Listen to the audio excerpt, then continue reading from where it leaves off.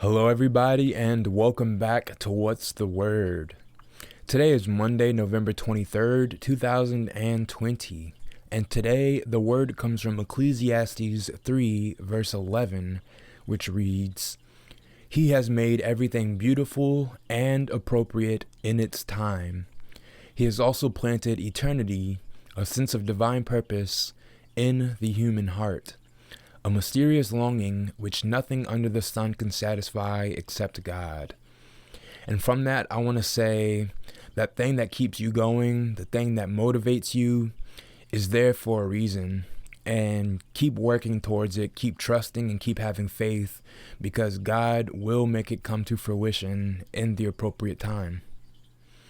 For scoreboard watching, another week of COVID interruptions of the college football schedule, as both Navy and Maryland were once again affected. Navy had their game against the University of South Florida postponed, and Maryland had their game against Michigan State canceled. But of course, we did have NFL action, and for the Washington football team, they defeated the Cincinnati Bengals 20-9. For Cincinnati, despite moving the ball with relative ease, 203 passing yards in the first half, they left crucial points on the board. On their opening drive, they missed a field goal, followed by a red zone fumble in their second drive, with Chase Young absolutely decimating Joe Burrow. Then they'd finally find the end zone just to miss the extra point. And after intercepting Alex Smith towards the end of the first half, they'd go on to miss another field goal. Speaking of Joe Burrow, it was devastating news for the Bengals as Burrow, the rookie sensation, tore his ACL on Cincinnati's opening drive of the second half. And that pretty much changed the outcome of the game for Washington. With backup quarterback Ryan Finley coming in the game, Cincinnati's game plan completely changed. With Burrow, they focused on quick passes, which allowed for a bunch of completions and 203 yards in the first half. But with Finley in the game, Cincinnati could only muster 30 yards through the air, and Washington intercepted a pass at the very end of the game. Offensively, they were led by the rushing game, 164 yards on the ground, led by Antonio Gibson, who ran for 94 yards and a touchdown. As far as the air attack, they were led by Terry McLaurin, who went for 84 yards. A growing cause for concern is the kicking game, as Dustin Hopkins once again missed a field goal, his sixth of the season. But for Washington, the win moves them a half game out of first place in the NFC East. That's more of an indictment on the NFC East than Washington, as their 3-7 record ties them for the worst record in the NFC, but of course tied for second place in the NFC East. Next up for Washington, a Thanksgiving Day game against their bitter rival Dallas Cowboys. That game will be at 4:30 and will be momentarily for first place in the division. It was a different story in Baltimore as the Ravens fell to the Tennessee Titans 30-24. Baltimore is really struggling at this point. Their offense couldn't really get anything going. They made it to the red zone 4 times, but were forced to settle for field goals 3 out of the 4 times. Their only touchdown came from J.K. Dobbins on a 1-yard rush, followed up by a 2-point conversion. Their other touchdown of the game, a 31-yard strike to Mark Andrews, came with Baltimore out of the red zone, but of course, points are points. Defensively, they did a decent job stopping Derrick Henry through the first 3 quarters, but Henry would not be done, running for 89 yards in the fourth quarter and overtime, with 133 yards overall. For Baltimore, it's their second consecutive loss, the first time that's happened in the Lamar Jackson era, and they fell all the way to 3rd place in the AFC North, with the Cleveland Browns getting the win over the Philadelphia Eagles. Next up for the Ravens is a trip to Pittsburgh on Thanksgiving Day to face the Steelers in prime time at 8:20 p.m. Time to talk some pay-per-view in the UFC, At UFC 255, both the men's and women's flyweight championships were on the line. First in the men's division, Deiveson Figueiredo defeated Alex Perez via guillotine choke a minute and 57 seconds into the first round. For those of you looking for a better fight, this was not it. Figueiredo showed his strength, got the fight to the ground early, and made Perez tap a minute and 57 seconds in. In the women's division, it was a much better fight, but Valentina Shevchenko defeated Jennifer Maia via unanimous decision. This one, of course, went all 5 rounds, but it was pretty dominant for Shevchenko. Maia only won the first round, controlling about 3 minutes of the first round, and the rest was Shevchenko. The next pay-per-view to take place is UFC 256, and that will be on December the 12th, where Deiveson Figueiredo will be making another defense of his flyweight championship. With the 9th overall pick in the 2020 NBA Draft, the Washington Wizards selected Deni Avdija. The 19-year-old becomes the highest drafted Israeli basketball player in NBA history. And I'm a fan of the pick. Avdija is a 6'9", 225-pound playmaking small forward out of Maccabi Tel Aviv.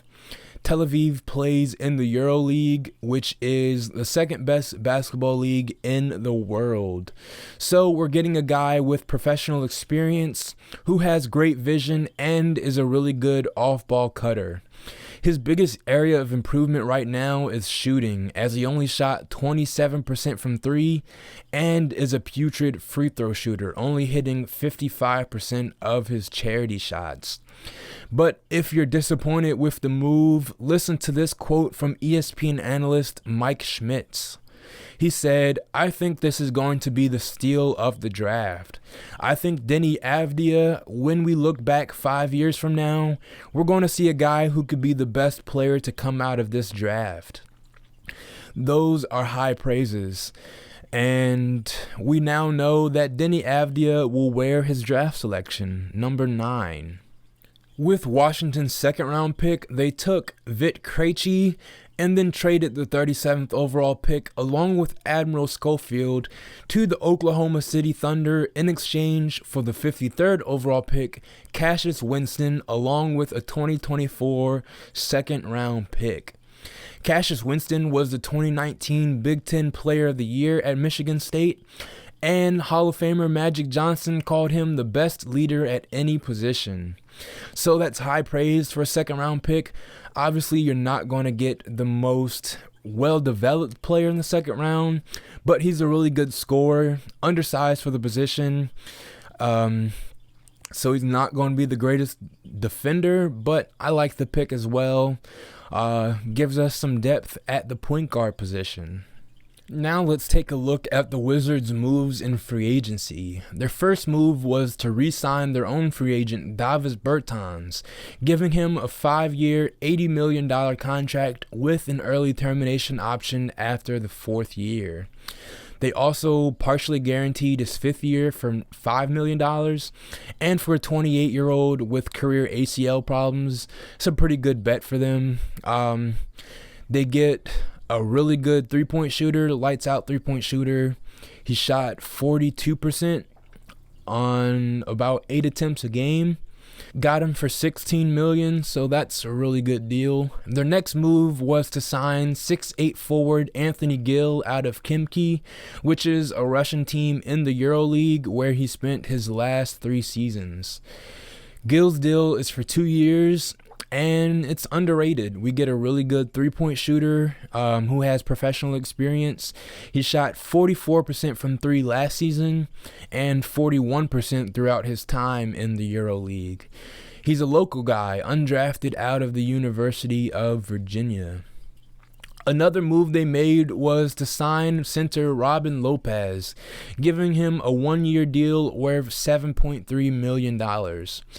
I think we overpaid for Lopez, but we get our defensive anchor. He'll likely come off the bench, but a guy that can give you starters minutes if they need. and a pretty fun guy. He has a ritual of messing with, opposing teams' mascots. He's done it pretty often with G Wiz, the Wizards mascot. So we get a fun guy, pretty good 3-point shooter. They think that he's in the same mold of Thomas Bryant and Mo Wagner, so they get a pretty good mentor. Another move they made was signing point guard Raul Neto to a 1-year deal worth the veteran's minimum. And that gives us more point guard depth, with the news coming that John Wall reportedly made it clear he wants to be traded. That really hurts, especially considering that John Wall has been out for the past 2 years and he has an albatross of a contract which can't really be traded. He's due $41 to $43 million over the next 3 years. So, the report last week was John Wall for Russell Westbrook. That fell apart with the Houston Rockets wanting more assets than just John Wall. And if you have to trade John Wall for Russell Westbrook, I definitely don't want to give up more assets. But an underrated move that I think the Wizards should consider: John Wall for Paul George. The contracts don't necessarily match up. Paul George is owed around $34-35 million for the next 2 seasons. So $6-7 million difference. The Clippers would probably have to throw in another contract. And at that point, I'm okay with giving up some assets, maybe some future first round picks. But that gives us a really good wing defender and a really good scoring option. I like the fit with Bradley Beal. So we'll see what's to come of that. Hopefully Washington can get something done. I don't really think Washington's free agent moves move the needle for them, but we'll see what's to come of this season.